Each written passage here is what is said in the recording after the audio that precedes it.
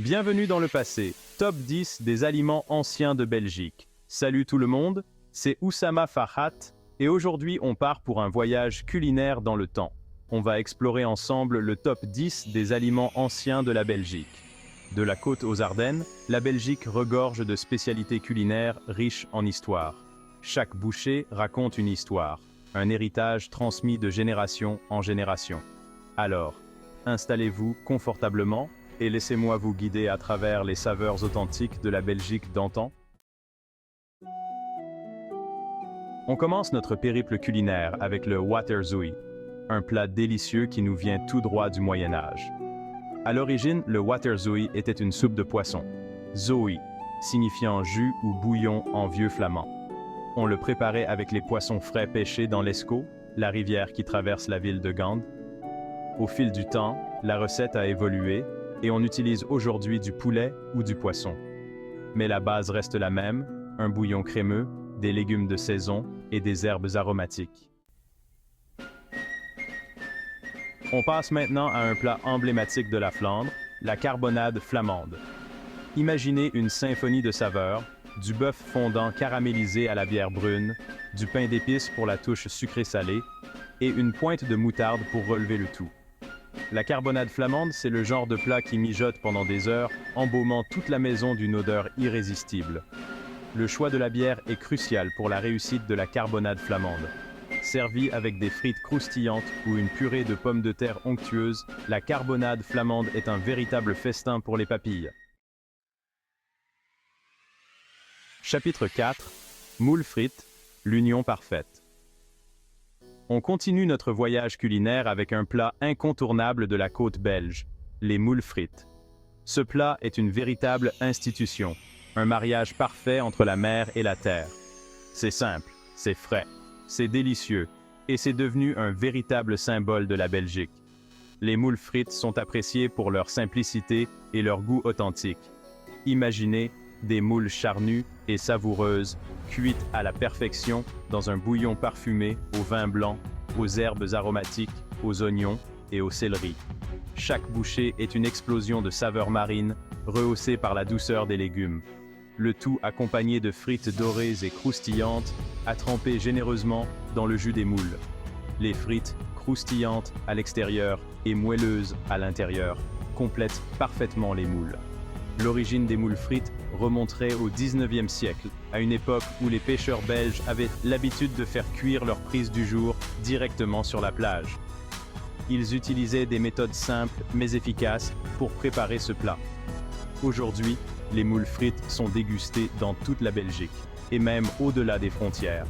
Ce plat emblématique est devenu un incontournable pour les touristes et les locaux, symbolisant la convivialité et la richesse culinaire de la Belgique. Chapitre 5. Boulets liégeois, des boulettes riches en histoire. Direction Liège, dans la vallée de la Meuse, pour découvrir les boulets liégeois, des boulettes de viande savoureuses et emblématiques de la région.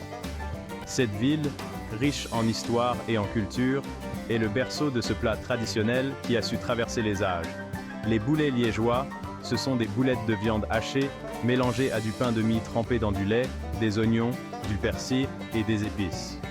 Chaque famille a sa propre recette, transmise de génération en génération, ajoutant une touche personnelle à ce plat.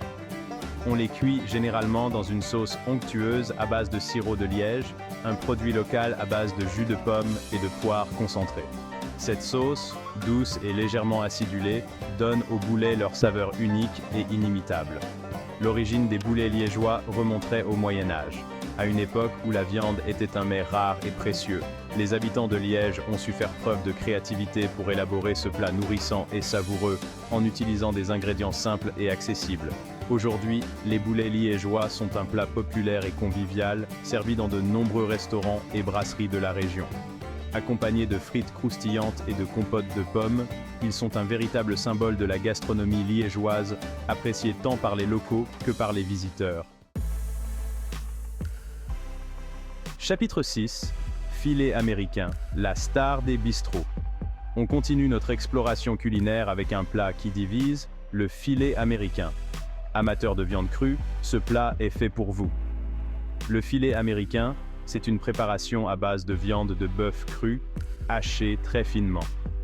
On l'assaisonne généralement avec des capres, des cornichons, des oignons, du persil et une sauce à base de mayonnaise, de moutarde et de sauce Worcestershire. L'origine du filet américain est assez floue. Aujourd'hui, le filet américain est un plat populaire dans les bistrots et les brasseries belges. Chapitre 7. Palling int Groen, l'évasion anversoise. Préparez vos papilles pour une expérience culinaire unique avec le Palling int Groen, un plat traditionnel de la région d'Anvers.